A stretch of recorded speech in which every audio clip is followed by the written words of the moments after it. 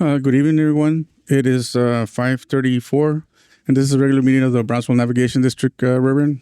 Can you lead us in a prayer, please? Thank you.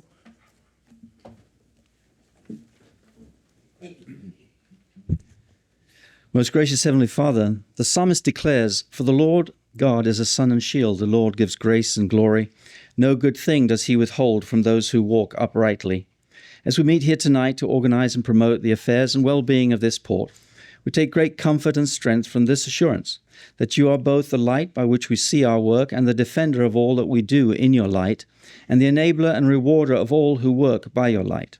We thank you that the promise spoken to our forefathers still holds, that you will withhold no good thing from those who walk and work in the light with you. May you therefore continue to shed your light upon us, defend us from all who would darken your counsel, and thereby bring to fulfillment all the good that you have in store for us, our children and children's children. This we ask through Jesus Christ our Lord. Amen. Thank you, Reverend. We all join me in a pledge of allegiance. Pledge allegiance to the flag of the United States of America and to the republic for which it stands, one nation, under God, indivisible, with liberty and justice for all. Honor the Texas flag. Honor the Texas flag. I pledge allegiance to thee, Texas, one state, under God, one indivisible. Thank you, everyone. Good evening, Chairman, Commission. We do not have any public comment tonight, sir. Awesome.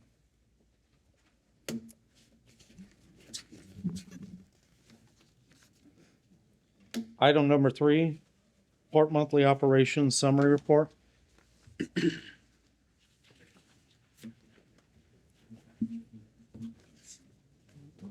Thank you, Mr. Dietrich.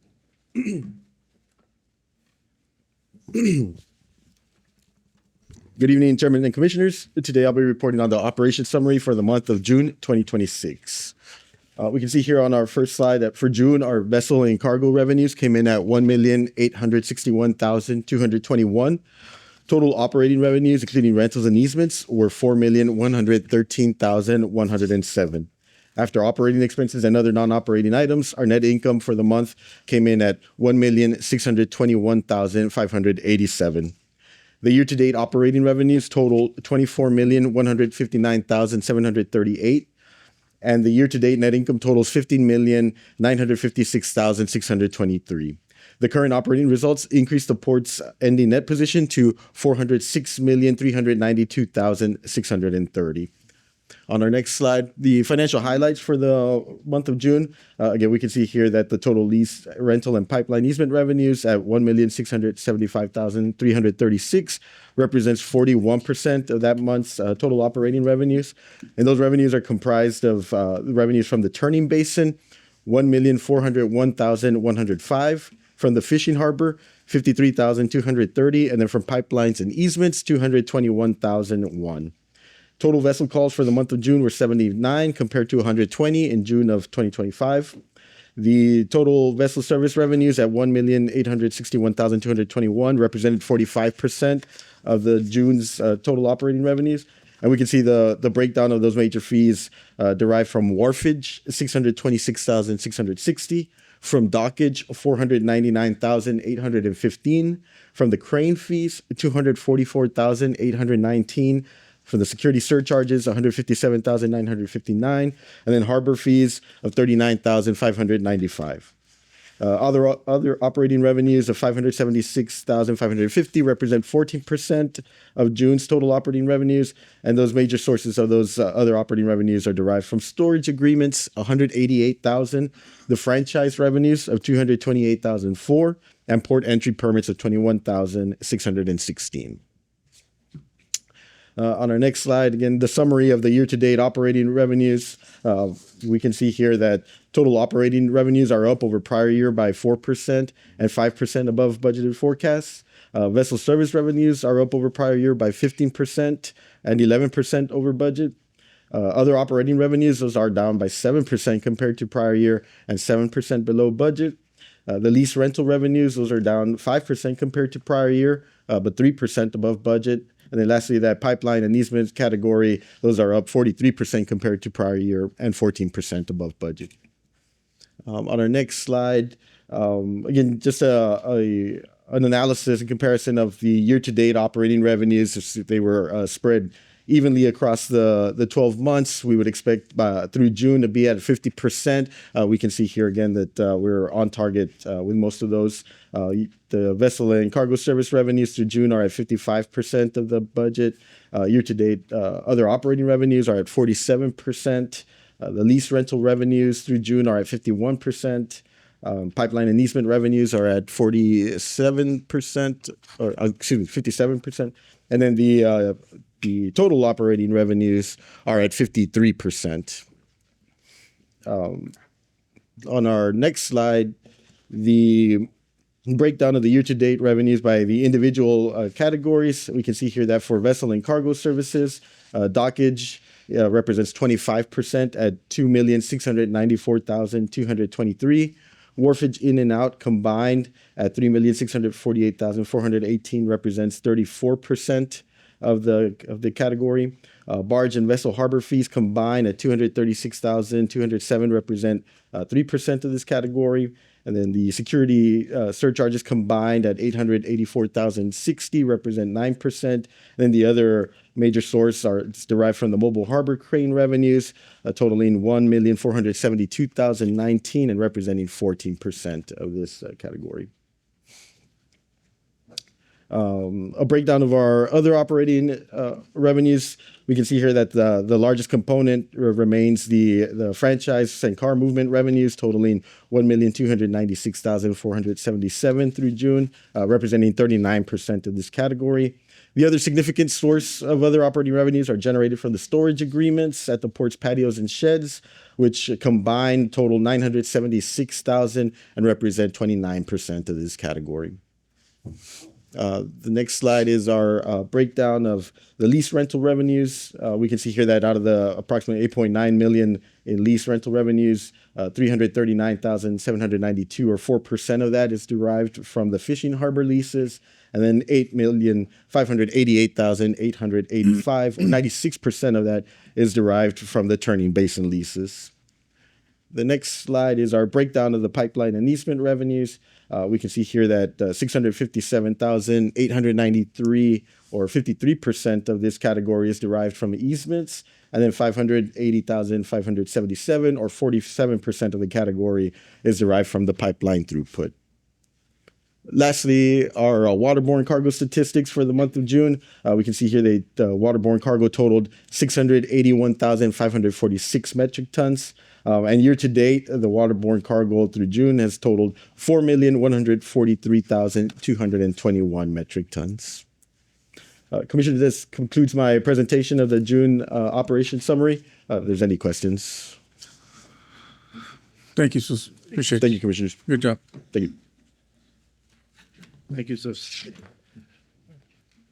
Chairman, if we can request authority on the presentation section to table item number 6. Can I get a motion to table item number 6? A motion by Commissioner Reed and a second by Commissioner Gutierrez. All those in favor? Aye. Consent agenda items for consideration action on the following consent agenda items. A, approval of minutes of regular board meeting of August 5th, 2026. B, approval to authorize payments over $25,000. 1, HDR Engineering Incorporated, engineering services for Cargo Dock 3, Phase 1 project, $125,621.04. Can I get a motion? Motion. I have a motion by Commissioner Gutierrez and a second by Commissioner Garcia. All those in favor? Aye. All right. Thank you. Presentation of Texas A&M Engineering Extension Services Workforce Development.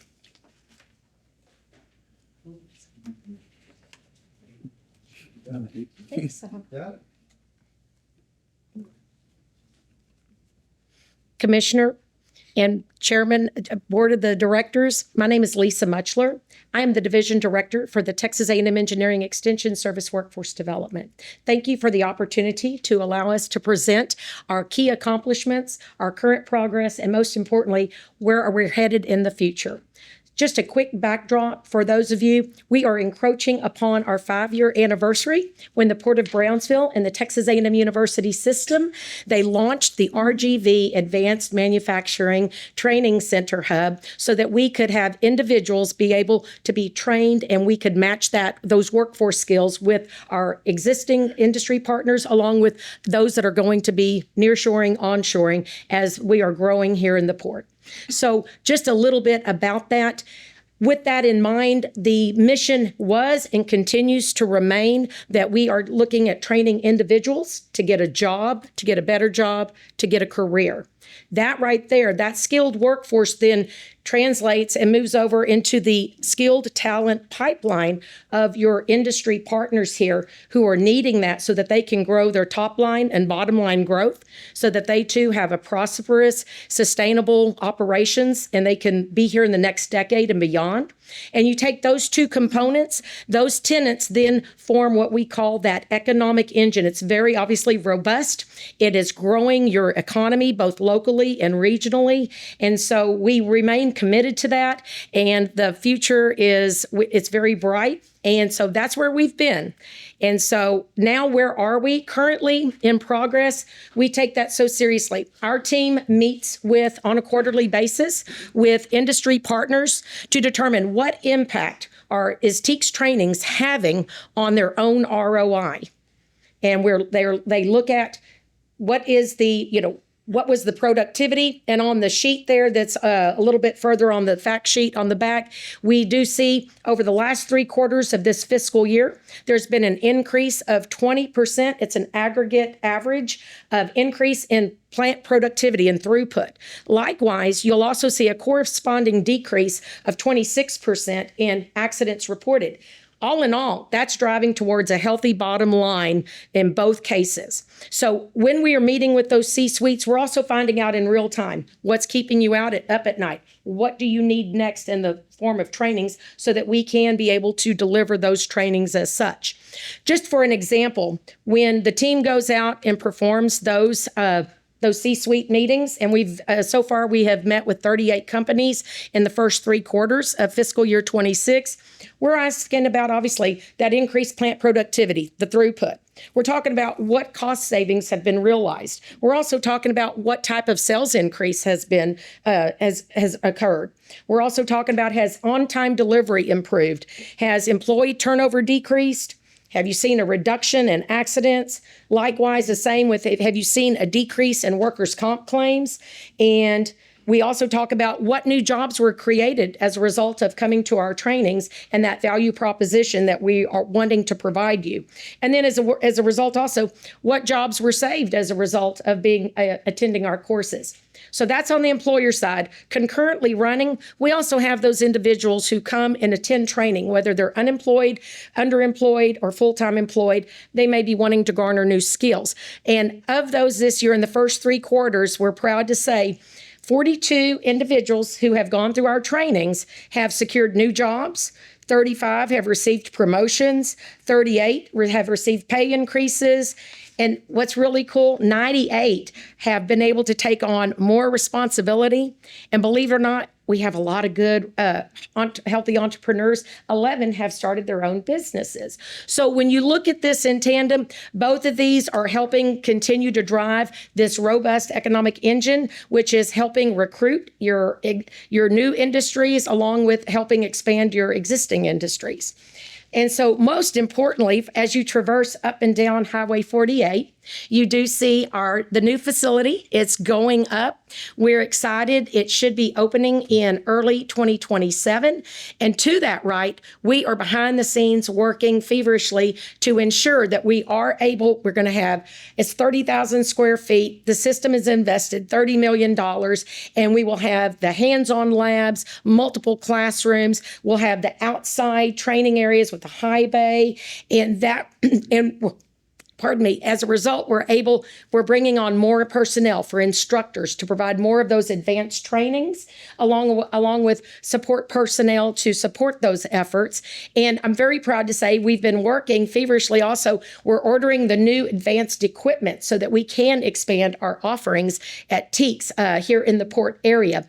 So just to give you an idea, our expanded offerings are going to include obviously the advanced manufacturing. We're really focusing on Industry 4.0 as it results to instrumentation specialists, the robotics specialist, control system specialist, mechanics instrumentation specialist, and those certifications will be through what we call the gold standard, SACA, and that does stand for the Smart Automation Certification Alliance, and that right there is what advanced manufacturing, what they do go to when they're looking for certifications. So that's one aspect. Additionally, in the last three areas, we're going to be expanding our footprint.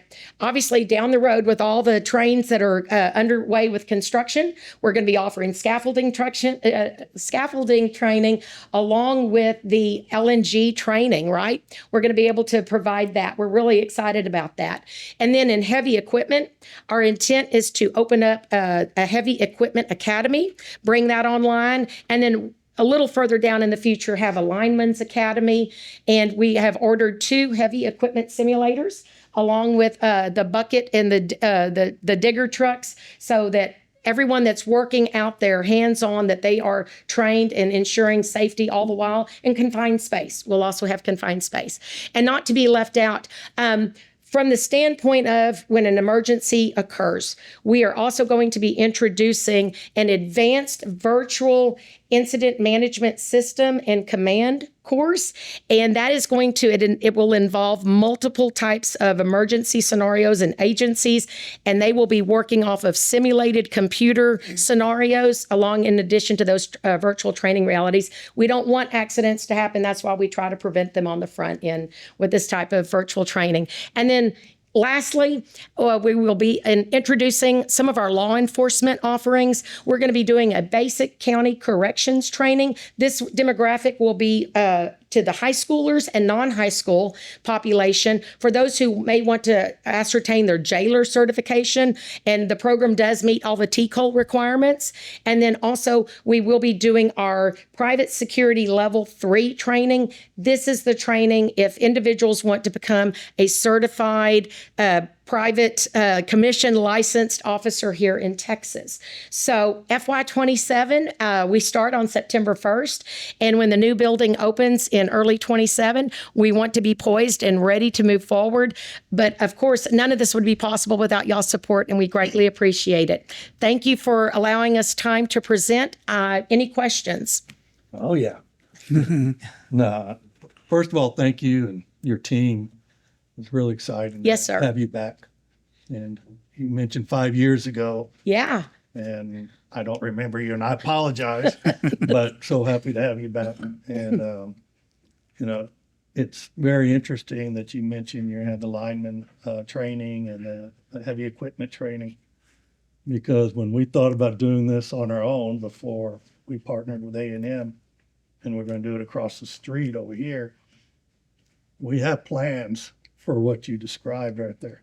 So I'm very, very happy that Excellent. you are going to get there next year, hopefully. Yes, sir. On your certificates, what would you say your top 5 certificates are?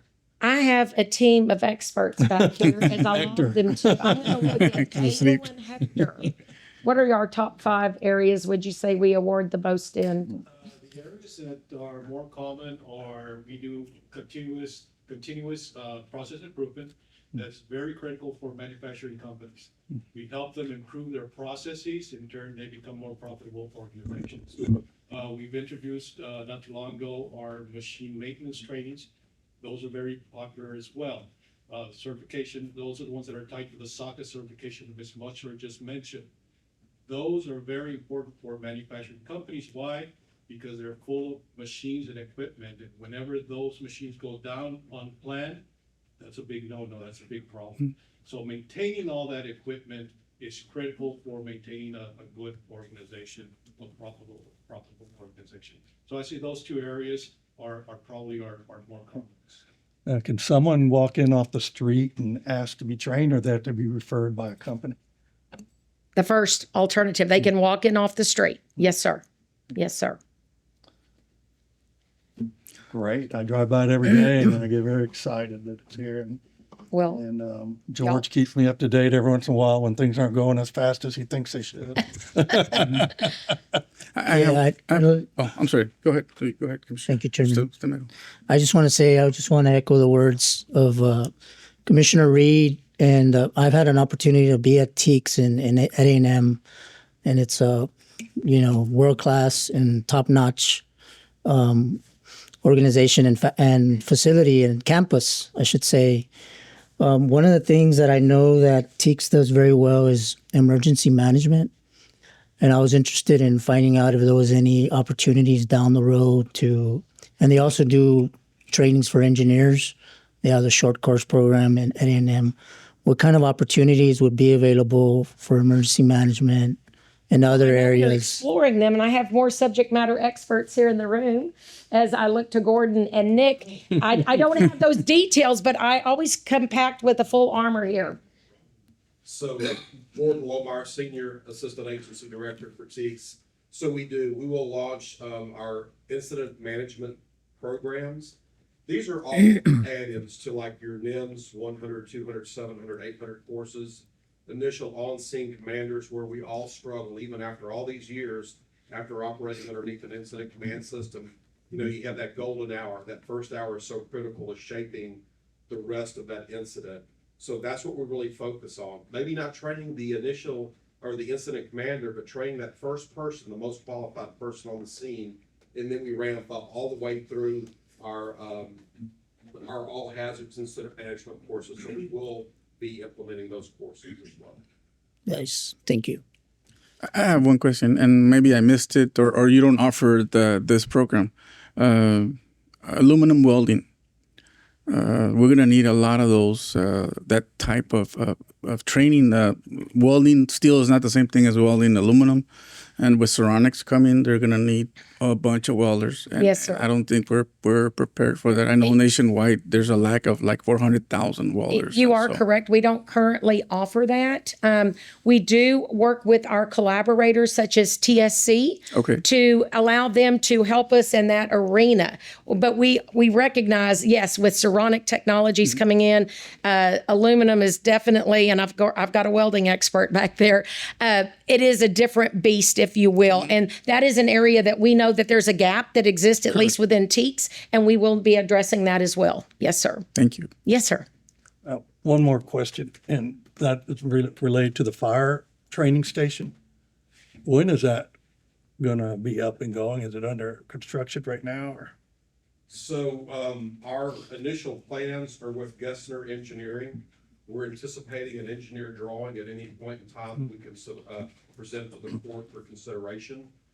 As soon as our primary contractor lets us back on the site, we will begin construction on that project. They may hold us off until January until we have substantial completion, but our hopes would be that we would be able to do that early winter, late fall, and have that be completed concurrently with the building, the high bay, the scaffolding, the confined space, the entrant attendant, all of those complementary skill sets. And we're very excited. Nick Hickson, actually to my right, he runs our LNG Training Academy in College Station, Texas. So we're super excited to partner with the great gas to liquid facilities down here. We know the need's going to be great, and it's just a tremendous opportunity to provide that training. Will that training be available for all fire departments in the valley or just Cameron County? Yes. The whole So like valley? Chief Sheldon, absolutely. We've had numerous conversations. I think it's important to create that robust response network. The mutual aid agreements that will come of that, and just be prepared. And that's what we're here for, to teach you. And the neat thing about it is next decade stepped up with some funding to build the prop. Nick already has the curriculum that we deliver a couple of times a month probably to our customers. So we're ready to go. As soon as we get that prop built, we will be ready to be in business. And I said I was going to ask more. I love it. But you're sitting next to the gentleman that's with American First Refinery, and I'm assuming refinery fires are totally different than LNG fires. Somewhat, and that's my background. I was the fire chief for Tenneco Refining in the Houston Baytown areas prior to coming and work for Teeks, but we've had numerous conversations, and we can absolutely support those needs as well. I had one question. I may be ignorant on this or didn't get it, but is there a connection between the school districts and the TEACS program, in particular this Well, one? we do. We are a liaison. Another department within our TEACS umbrella, they do go in and they provide some of the scientific types of trainings. What we call Kata in the classroom, and that is it comes from Toyota Kata. And it helps expose an awareness to these young students in middle school of how to start thinking scientifically. Likewise, we also provide a Stop the Bleed in the schools here in VISD. And we all know in the event of an emergency, it doesn't matter how old you are in today's society, we want every student to be able to be prepared to use that application and those skills that they've learned in that. So we are providing those two.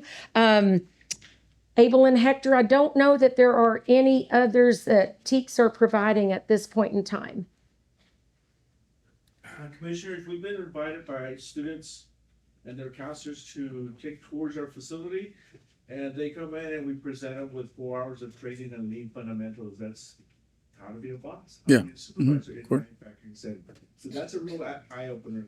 And when they come into our facility, we also bring up the history of manufacturing, and we'll bring up the name of Henry Ford. And say, who's that? Well, let me tell you about it. So that's also important. Get these students involved, get them to think strategically for some of the jobs that are going to be available in the near future. And Mr. Gavito, like always, thank you very much.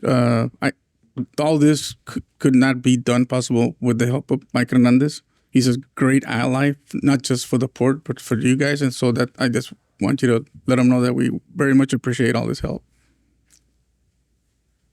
Thank you. Thank you. Thank you. Thank you very much. Thank you.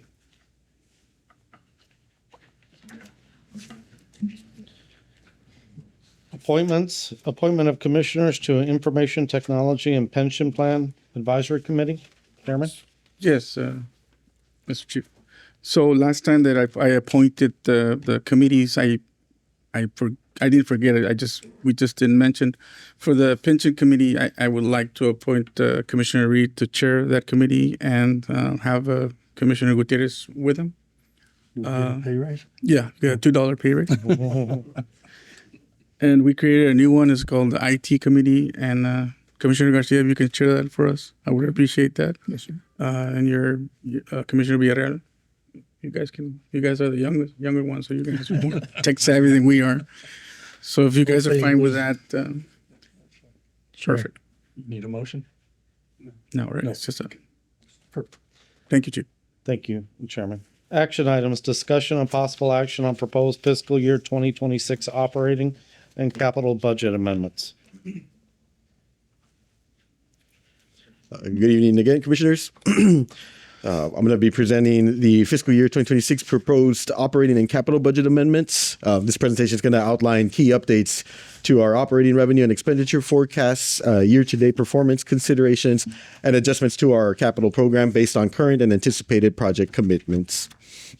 On this first slide here, this slide presents the detailed operating revenue comparisons between fiscal year 2025 actuals and the fiscal year 2026 adopted and recommended budgets. Excuse me. Total operating revenues for fiscal year 2026 are recommended at $46,316,481, representing an increase of $346,762 over the adopted budget. The key movements include increases in harbor fee vessels, mobile harbor crane revenues, and storage revenues, while dockage and wharfage revenues show downward adjustments to reflect current activity levels. And Commissioners, if at any point in time, if they want to go into a little bit more detail into some of those numbers, we can definitely dive in a little bit more. If not, I just want to, if you go back to that, there we go. Just to kind of highlight some of the major changes here. Again, storage revenues, those are proposed to increase by $1,882,000. That's just driven by the cargo activity to date and the storage rate increases that were approved and effective January 1. On dockage, you can see there that's a significant decrease there of $1,050,000, and that's just really a reduction taking into consideration the activity through June 2026, where we've seen fewer vessel calls compared to the same time and period in 2025. Some of the other significant changes that we have, mobile harbor crane revenues, we're proposing to increase those by $625,000, and those are supported by a 920-hour increase to the billable hours of the mobile harbor crane. So those cranes have been working overtime and have been putting in 920 more billable hours than they had in the previous year through the same period. We also have the decreases to wharfage in, decrease by $950,000. That's primarily due to, again, the overall decrease in cargo activity. We're about 775,000 metric tons less in waterborne cargo movement compared to previous year at June. On our next slide. This next slide is just summarizing the composition of our total fiscal year 2026 operating revenues. I think the big takeaway from this slide is just seeing that the lease rental, pipeline throughput, and easement rentals revenues, those three items combined represent 42.8% of the total operating revenues of the district. Vessel and cargo service revenues, if we were to combine all of those, represent about 41.9%. And then the other operating revenues represent 15.3%. So we can see here that the port's revenues are comprised of multiple categories, including wharfage, dockage, crane usage, the lease rentals, the storage agreements, the throughput. All of these categories reflect the diversity of the revenue sources that support the port's operations and stability. I think it's also important to note, as I mentioned, that lease revenues represented about 42.8%. Those continue to provide a stable and reliable recurring revenue source for the port. On our next slide, this slide is the outlining and detailing the operating expenditures across the major expense categories. We can see here overall, we're recommending amending the total operating expenses to $25,948,545. That's an increase of $671,424 compared to the adopted budget. Notable changes here include higher costs in utilities, increases to consultant fees and materials and small tools category, while the payroll-related expenses reflect a reduction based on updated benefit cost projections. So these are all based on the actual operating requirements and year-to-date trends that we've noticed through the first 6 months of the year. On this slide, just some items to highlight again.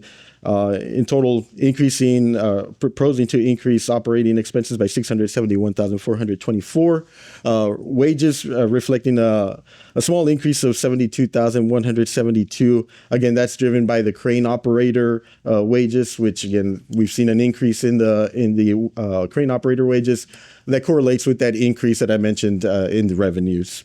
The payroll-related expenses, those are proposed to decrease by a net $341,263. That's primarily reflecting the actual medical insurance premiums that were lower than the assumptions used in the original budget. So at the beginning of the year, we expected to maybe perhaps experience a higher medical insurance premium cost, and that has turned out to not have been the case. It's a little bit lower, and so we're adjusting these, proposing to adjust these payroll-related expenses based on that updated insurance premiums. Materials and small tools, we see there proposing an increase of $215,000. There's some specific items for utility services. There's a need for some meters, and these new water meters are to improve the monitoring of the water flow coming from the main meter connection that we have to PUB. And so these would kind of be set at the different zones to have a better monitoring of that water consumption. Facility maintenance materials are also experiencing an increase of $105,000, and this is just to support the higher maintenance activity that they've been doing as deferred work is being completed throughout the port. They've had to kind of incur some additional expenses. And then the fuel and oil for the Mobile Harbor crane operations, we're also proposing an increase of approximately $25,000 there. And again, that's just to cover the remainder of the year for the fuel costs and due to the increased crane usage. So again, as the cranes are being used more, we've had to incur more fuel usage. Services purchased, we're proposing an increase of $215,091. That's primarily for the lease of the 15 vehicles for the remainder of the year. And then there's also some additional funding, $50,000 being proposed for mobile harbor crane technicians. Again, as they're being used more, we're starting to see a little bit more wear and tear on those, and we're having to bring in technicians to look over those. The property and liability insurance, we're proposing a decrease of $112,251, and that's just based on the actual premiums that we paid for the year. Again, utilities proposing an increase of $250,869, and just reflecting some higher water consumption early on in the year.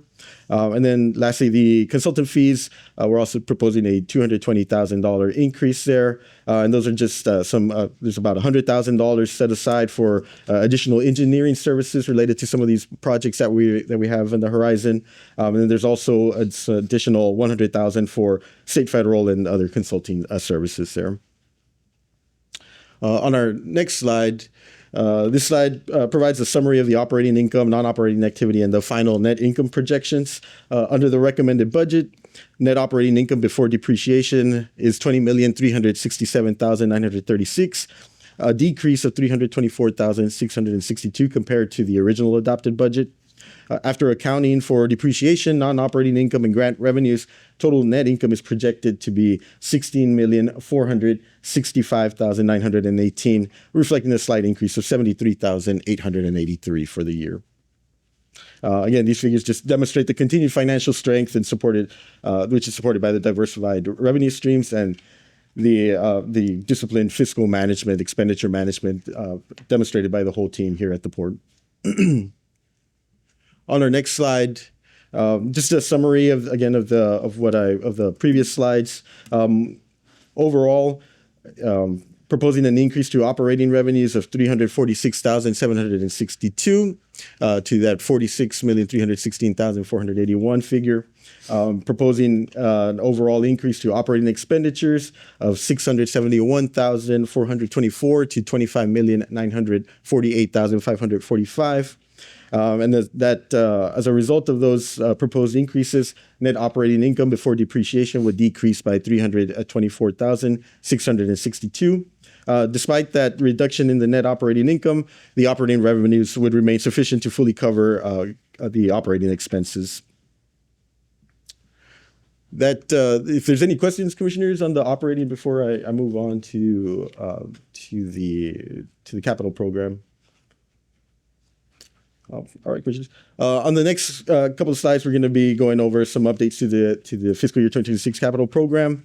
Again, these are just mainly updates reflecting project cost adjustments and some new projects that were added to support operational demands and some of these new incoming businesses. On this first slide, commissioners, just a summary of the capital budget and the funding source of the funding sources. The fiscal year 2026 capital budget is showing a total estimated project cost and budget of $83,842,575. Again, these, as noted there, these investments are designed to support the modernization of the critical port infrastructure, enhance operational efficiency, and provide capacity for the new business growth. Funding sources, the funding sources will match the total capital budget that we have proposed. And we can see there that the breakdown of those funding sources, we have $10,057,227 coming from federal and state grants, with the remaining $73,785,348 coming from unrestricted cash investment and reserves. On our next slide, commissioners. So this slide just provides a little bit more high-level detail of the distribution of capital funding across the 9 major project categories that we have. We can see here the largest allocations being to docks and terminal projects at 32.1 million. The largest project that's under that category is related to the ongoing Cargo 3 dock reconstruction project. We're estimating, there's still a remainder of about $25 million for that project. Again, that particular project was also funded about 11.5 million by a state grant, which we've already received reimbursement for costs that we had previously incurred on that one. We still have some funds budgeted in the channel improvement project category. Although those two projects have been completed, we had the two projects that were under that category were the dredging for the maintenance dredging at dock 15 and 16, which was completed earlier, and then we also have the some remaining budget there for this channel deepening project, which was completed. But we just want to allocate some of those funds for the potential, that 10% fee. On the land improvement category at 15.8%, we have two projects that make up 90% of that category, those being the Placement Area 8 levee relocation project, estimated at $7,346,793. And then we also have the Placement Areas 4 and 7 improvement project, and that's to support some of that new income in business. So that project has been added to this. On the road and improvement projects, the biggest project that we have under that category is related to the Ostos Road Improvement Project with an estimated cost of $10.5 million. But we have received and the board has approved the receipt of that $7.3 million grant or state grant awarded by TxDOT earlier in the year. So that again, that's $10.5 million will be offset by that $7.3 million grant that we have been awarded. Apart from that, there's some additional allocations for equipment purchases, which have all been approved by the board previously. And we've actually completed two of those. We have the one that was just recently approved at this last meeting. And then we also have some allocations for some utility projects, IT upgrades, as well as the building improvements. The next slides, commissioners, and now I won't, unless there's any questions or we want to go into more detail, but this is just the actual detail of those capital projects by category. And again, this just helps us kind of, keep transparency of those projects and just help us monitor the progress towards those projects. Commissioners, that after these slides, that kind of concludes my my presentation of the proposed fiscal year 2026 operating and capital budgets. Are these capital budgets approved at the beginning? Yes, this one is a continuation of the capital improvement plan that we did last year, Commissioner. And so I think this year we will go ahead and start revamping and going through that process, especially in light of a lot of the changes. I think even from that capital improvement plan that we did last year, a lot has changed since then. And so we will definitely be going through that the full process of updating the capital improvement plan for that kind of medium and long-term range, as well as really focusing and honing in on these current year projects that are ongoing. And Zeus, on the budget amendment, we have what we approved. Yes, sir. What you're asking us to revise. Yes, sir. And then what the difference is. Yes, sir. Can you make sure that you keep the initial budget in place? So versus just swiping it completely out. Yes, sir. The reason why is we can monitor how much we increased or decreased in all those categories, and not just by the revised one, which makes it look like we're just awesome budget planners every year. Yeah. And so that way we know where we're good and we know where we're bad. Yes, sir. Okay. We'll keep that original that column for the original adopted budget. Yes, okay, thank you. Yes, sir. Thank you, Zeus. Yes, sir. Thank you. Appreciate it. If there's no other an questions, action item? Motion. I have a motion by Commissioner Gutierrez and a second by Commissioner Villarreal. All those in favor? Aye. All right. Thank you, Commissioner. Thank you. Thank you. Thank you, Chairman, Commission. As you can see tonight, it's going to be the Zeus show for the next couple of minutes. Yes. So. Item number 9, consideration action, acknowledge receipt and revised certified copy of certified property tax calculations for district's 2026 tax year levy. So, commissioners, at the last meeting, I had presented to the certified property calculations for the 2026 tax year levy. After the action by the board, doing the post-meeting work on the tax notifications and the related items, I did identify a discrepancy which impacted the rate calculations. And so I want to take this opportunity to bring all this back to the board and have you all acknowledge the revised calculations.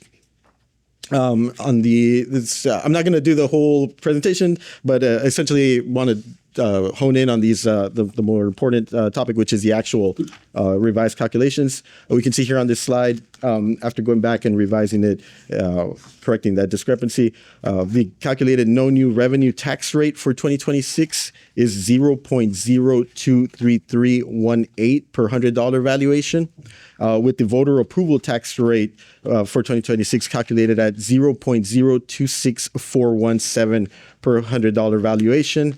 And that was derived by calculating the maintenance and operation no new revenue rate of 0.024192 per 100 valuation, increasing it by the 3.5% and adjusting it for the unused increment as allowed by the tax code. And so after that calculation, again, the two tax rates that we use to compare and that the board considers are that the no new revenue tax rate, again, of 0.023318 per $100 valuation, and the voter approval tax rate of 0.026417.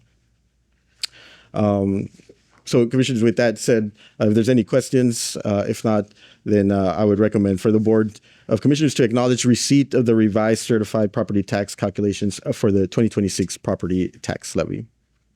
So moved. So moved. Second. Motion by Commissioner Garcia, second by Commissioner Gutierrez. All those in favor? Aye.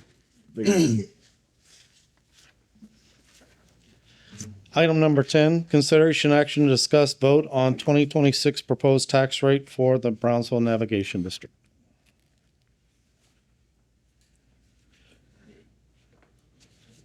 So, Commissioner, similar to last meeting, this item is to vote on a proposed property tax rate. So the actual adoption of a tax rate will be done at a subsequent meeting, likely that's at that September 2nd board meeting. But again, in light of those revised calculations, I wanted to come back and just kind of show the commissioners. I know you all are very keen on how the property tax rate affects homeowners. So we wanted to come back and make sure that those figures are updated and made known to you in light of those revised calculations. So on the next slide. A recap of the calculated no new revenue rate. Again, that would be that 0.023318 per $100 valuation. And then we could see here what that effect would have on the homeowners per $100 valuation. They could expect to see a tax levy of $23.32 for every $100,000 of valuation. That represents a decrease of $2.27 compared to prior year's adopted adopted tax rate. For the average home value at $165,425, that represents a tax levy of $38.57 under that no new revenue tax rate. Under the voter approval tax rate of 0.026417, the tax bill per $100 valuation would be $26.42, an 83-cent increase compared to the last year's adopted tax rate. And then per the average home value, the homeowners could expect to see a tax bill of $43.70. On our next slide, commissioners, this is an analysis of the property tax levy in and itself based on the certified appraised tax values of $19,360,444,753. The estimated tax levy based on, just for comparison purpose, based on prior year's adopted tax rate would be $4,954,144. Under the no new revenue rate, that tax levy is estimated to be $4,514,469. And then under the voter approval rate, that estimated tax levy is $5,114,449. On our next slide, commissioners, not sure if there's any questions, commissioners, on those figures, on those analysis of how those calculated property tax rates affect the homeowners. If there isn't, commissioners, the recommendation again, we'd be recommending that the Board of Commissioners take a vote on the proposed tax rate. We're recommending that rate of 0.026417, which is it's equal to the voter approval tax rate. Again, that voter approval tax rate is the highest that could be adopted at that subsequent meeting. That would require a public hearing prior to the adoption of the meeting, which can be had at the same meeting. But it would require a public hearing since it exceeds the lower of that no new revenue tax rate. But again, the board can propose an alternative rate if necessary or if they so wish. Zeus, I do have one question. Yes, sir. Last time you brought in the highest tax rate and we voted for the lowest tax rate. This time you bring in the highest tax rate again and you know what we're going to do, right? Yes, sir. Why the punishment? I apologize for that, Commissioner. I usually go with the highest rate just to Blame the messenger. flexibility. But again, Commissioner, just to highlight that even I know last year or last meeting the board proposed that rate, keeping it the same at 0.025589. Just in light of the changes, the revised calculations, that is higher than the no new revenue rate. So in essence, proposing that rate of keeping it the same as last year's adopted rate does essentially reflect an increase to the property taxes. Because of the valuation, not the rate. Because of the valuation, yes, sir. So the way the statutes want us to calculate this and all the adjustments, everything that goes through it, in order for it to not be considered a tax increase, that rate would have to be, the proposed rate would have to be that the lower rate being that no new revenue rate. I'll make a motion to maintain the tax rate at the current rate. Second. Motion by Commissioner Gutierrez and a second by Commissioner Villarreal. Those in favor? Aye. Oh, roll call. Commissioner Villarreal? Aye. Aye. Aye. Aye. Motion passes. Thank you, Commissioner. Thank you, Thank you. Susan. Thank you, Zeus. Item number 11, consideration and action on adoption of a maximum local option residence homestead exemption for individuals who are disabled or age 65 or older pursuant to Texas Property Tax Code 1113. Thank you, Susan. Commissioners, for this item, I know y'all had instructed me to kind of do some research on this and bring some analysis to y'all, and here we are. This is a culmination of all that and your directives. We're bringing this item. We noted under Texas Tax Code Section 11.13, it authorizes a taxing unit, including special districts, to adopt a local option residence homestead exemption for individuals who are disabled or 65 years of age or older. These exemptions may be set at any amount, but not less than $3,000. So there's no statutory limit, high limit on the upper side, but there is a minimum, which is that $3,000. So that allows the governing body to adopt the exemption up to 100% of the appraised value of a qualified residence homestead under these two categories. This exemption directly reduces the taxable value of qualifying homestead within the taxing jurisdiction, and it provides direct tax relief to the homeowners within that taxing jurisdiction. Commissioners, we have, again, like as we mentioned, we did do an estimate and evaluated the fiscal impact that this would have, and we've noted that the district would be able to absorb that any reduction in the tax levy while still maintaining essential services and keeping up with financial obligations while still offering that meaningful tax relief to the elderly and disabled residents. With that said, Commissioners, again, this one other thing to note that this you will be taking action on it now. This wouldn't go into effect until the 2027 tax year. So not the levy that's going on in October of 2026, but it would be for the following levy. With that, Commissioners, again, if the board so wishes, we would recommend the approval of this option at 100% of the residence homestead exemption, 100% of the property valuation. Motion to approve. I have a motion by Commissioner Villarreal and a second by Commissioner Gutierrez. All those in favor? Aye. Chairman, Thank you, Commissioners. Appreciate Yes, sir. it. Thank you. I just I want to acknowledge the work of our colleague on this issue, Commissioner Villarreal, bringing this to the table.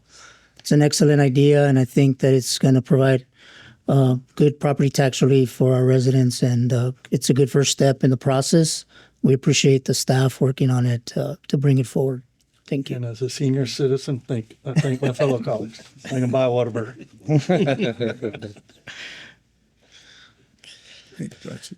Item number 12, consideration action authorize grant application submission for fiscal year 2026 United States Marine Highway Program funding opportunity.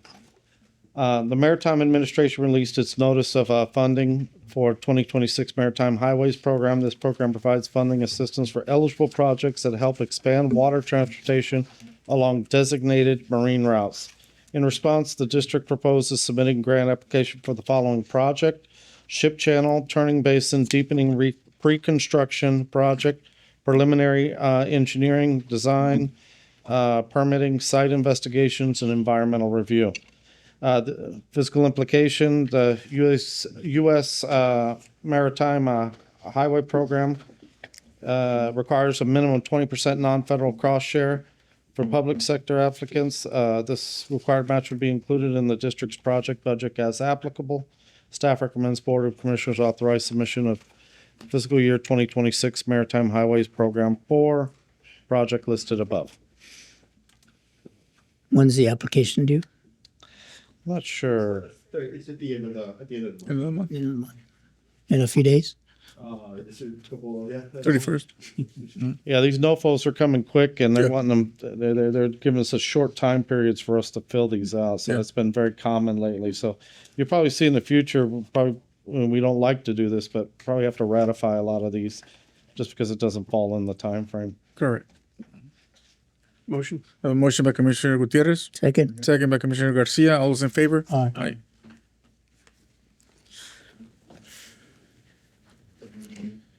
Consider item number 13, consideration on assignments, negotiations, easements, subleases, and contracts in general. 1, Glen Farm North America Interconnect LLC. Glen Farm North America Interconnect LLC is seeking authority to negotiate on an option lease for approximately 100 acres located north of Highway 48 and west of Chemical Road. The proposed term of the option lease would be for an initial period of 1 year with an option to renew for an additional year. The renewal will be contingent upon demonstrating substantial progress compliance with timeline related to due diligence and project development activities. The purpose shall be to conduct due diligence activity associated with the development and construction and operation of natural gas power generation facility.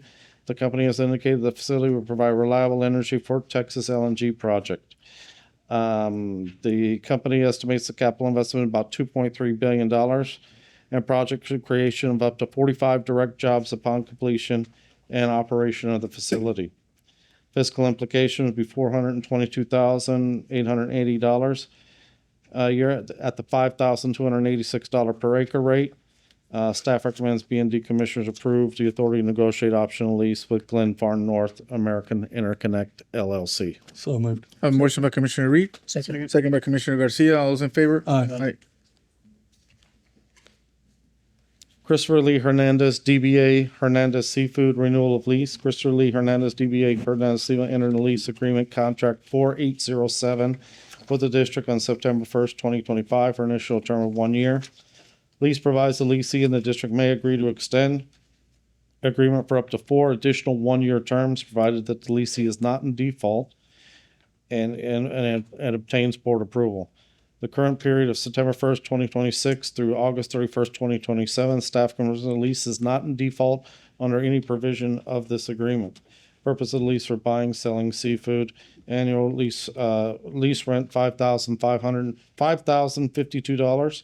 Staff recommends BND Commissioners approve renewal of lease for Christopher Lee Hernandez, I have DBA. a motion by Commissioner Garcia and a second by Commissioner Gutierrez. All those in favor? Aye. Biourgia Brownsville Terminal LLC, consent to change of control. Biourgia Brownsville Terminal LLC, a current lessee, is in the process of selling 100% of its membership interest to West Can Grains LLC. As required under the lease, Biourgia Brownsville Terminal LLC is seeking the board's consent to change of control of the company as required under its lease contract number 4088 of 18.334 acres located at 9155 RL Ostos Road, as well as bulk cargo dock lease contract number 4088F. West Can Grain LLC will be providing a guarantee of lease obligations following the change of control. West Can intends to redevelop the existing grain elevator. The proposed project is intended to establish a dedicated grain export terminal serving domestic grain production along with central United States and international customers, primarily in Mexico. Chief, I think I got a motion already. Well, we already got a motion? All right. Motion by Commissioner Reed and a second by Commissioner Garcia. All those in favor? Aye. Save you some saliva. Thank you very much. Thank you very much. With that being said, I gotta get a motion to executive session. I have a motion by Commissioner Gutierrez and a second by Commissioner Villarreal. All those in favor? Aye.